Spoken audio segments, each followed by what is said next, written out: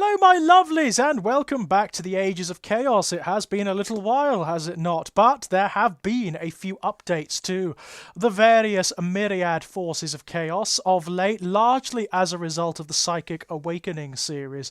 Certainly one of my absolute favourites to come out in recent months is Ritual of the Damned. Ritual of the Damned explores what the Thousand Sons and Magnus the Red have been up to since the eruption of the Cicatrix Maledictum, the dragging of Sorciarius into the material universe, and the reconquering of Prospero. Something really weird has happened. Sorciarius, the planet of the sorcerers, has emerged in orbit around the same star as Prospero, the ruins of Prospero, the original world of the Thousand Sons, and the Thousand Sons have reconquered it. So now they have both Sorciarius and Prospero, and apparently the area of space around which the two planets orbit are just saturated with the warp. They're part of the Cicatrix Maledictum now, and they sort of form within space the symbol of Zeech made out of warp matter. It's an area that's very perilous and very difficult to trespass through unless you have some sort of psychic ability, some sort of sorcerous means of traversing it. In Ritual of the Damned, what's happening is it actually moves the story on a reasonable amount. The Psychic Awakening books have moved the story on in increments, the Warhammer 40,000 story in minor increments, and the forces that each book describes have just had minor updates. In the Ritual of the Damned, you get the Thousand Sons, the Dark Angels, and the Grey Knights. And what is happening is Magnus the Red is attempting to take advantage of the Psychic Awakening, of the fact that psychic eruption is happening much more frequently after the creation of the Cicatrix Maledictum. There are just more human beings who are becoming psychers, and as a result, the Imperium is absolutely beset. It's having trouble handling them all. There are so many of them that are being shoveled into the black ships. There are whole worlds that are burning as a result of just this incredible eruption of psychic potential. So you are now getting these divisions between different strata of people in the Imperium. Those who have or even suspect they might have psychic powers are keeping stum about it. They're trying not to let on about it because they know if they do, it could bring the Imperium down on their heads. It could bring the Inquisition. It could bring the Black Ships. It could bring the Assassin Temples. As a result, what's happening is you're also having schisms and civil disputes throughout the Imperium. So you're getting those who sympathize with the Psykers and the Psykers themselves removing themselves from Imperial society. They're buggering off by whatever means they can. They are flying off into the ether. They are finding other worlds to settle. They are removing themselves from their own cultures and societies because they know that they are going to be harassed and that they are going to be oppressed and potentially murdered.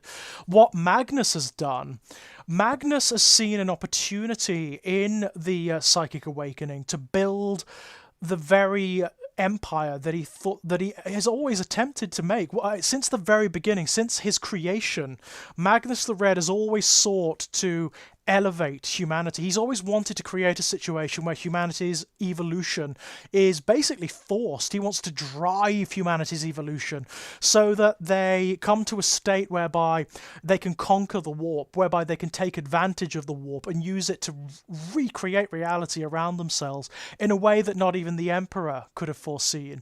And here he sees the potential for that.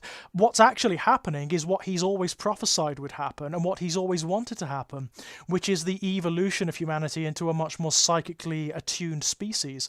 So what he has done, he sends out a kind of clarion call throughout the warp. He uses a ritual, a spell, to call out into the minds of the psychers throughout the universe, throughout the entire universe. And as a result of that, you get this mass migration of psychers from all over the Imperium, from all over known space, who are all travelling towards Sorciarius and Prospero. Now, it's not all utopian.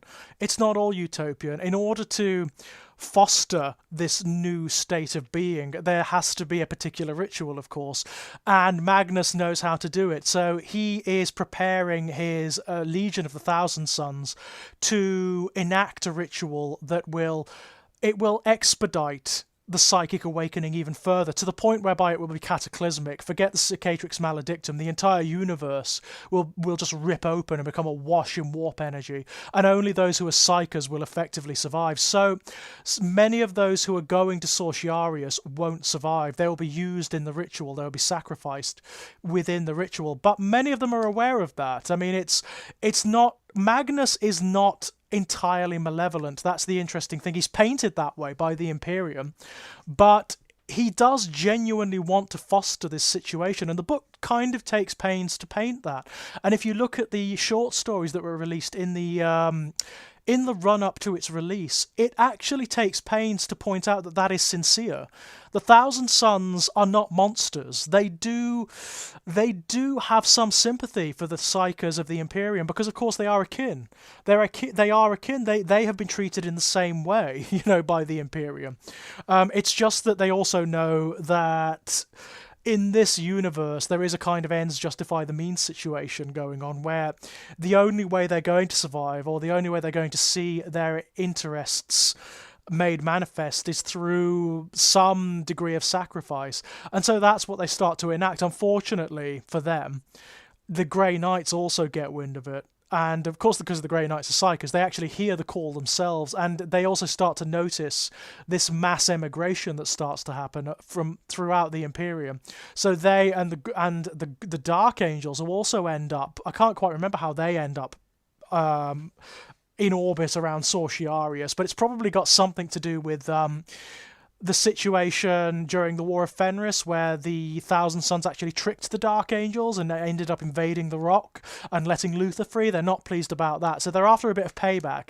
The Dark Angels are after a little bit of payback. So you get a war between the Dark Angels, the Grey Knights, and the Thousand Sons. The Grey Knights and the Dark Angels invade Sortiarius, which is not an easy thing to do. And the book takes pains to point that out. Magnus has already had one world, one utopia destroyed by the Imperium. He's not going to let another one go the same way. Sortiarius is just problematic anyway to invade, because time and space and dimension all around it are twisted and bizarre, and they are controlled by the whims of chaos and by Magnus himself. So it's very difficult to navigate it, even to approach. Not only that, but the planet is surrounded by sorceress protection. It's almost impossible to invade, but the Grey Knights and the Dark Angels manage it, and they do manage to disrupt the ritual, but not completely. It's one of those things where the ending is very ambiguous. You don't really know what Magnus has achieved by the end of this book, but it's certainly something. And the Dark Angels and the Grey Knights haven't won as completely as they initially think they have.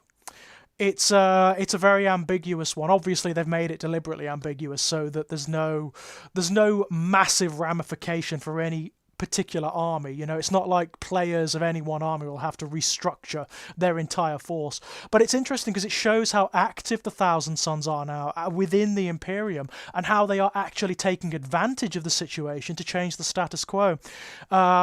Another interesting thing in this book, obviously you get, as well as the updated fluff, you get the updated rules, so you've got lots of rules and stratagems for the Grey Knights, you get lots of stuff for the Dark Angels, including all of their Primaris units, which is kind of nice, and some updated... There's a new character as well for the Dark Angels. There is actually a Primaris captain, Master Lazarus, who leads the assault on Sortiarius, but the most interesting thing with regards to the Ages of Chaos is this book formalizes the fact. There's also mention of this, there's some detail of this in the core Thousand Sons Codex, but the Thousand Sons are split up into different cults.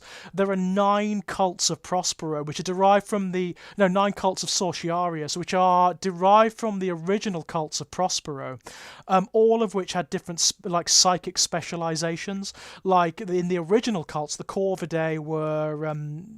they specialized in divination, so they could see the future. Ahriman led that one.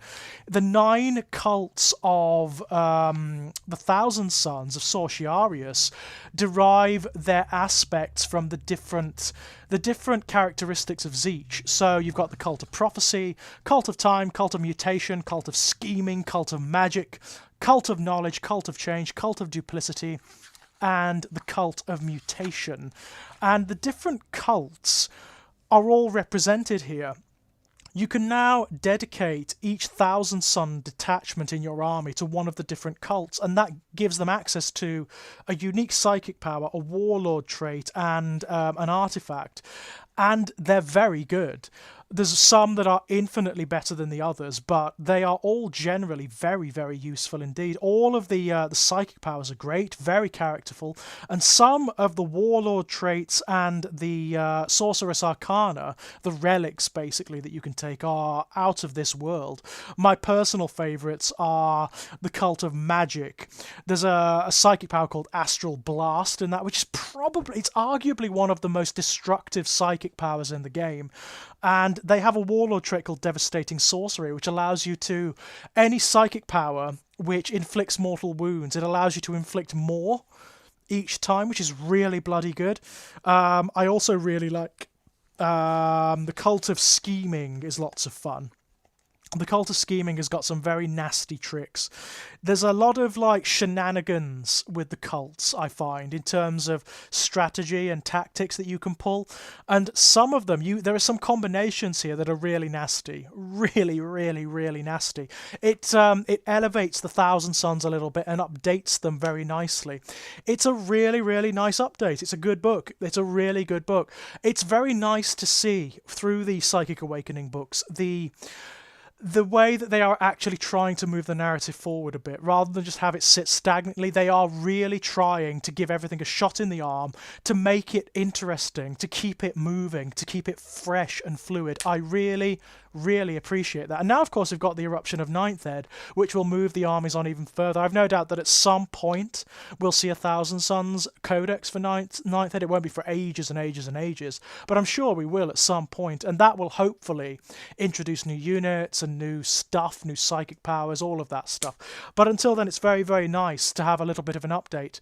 When we come back, my loves, I will take a look at Psychic Awakening Engine War, which updates both the Chaos Demons and the Chaos Knights. So, until then, my dears, bye-bye.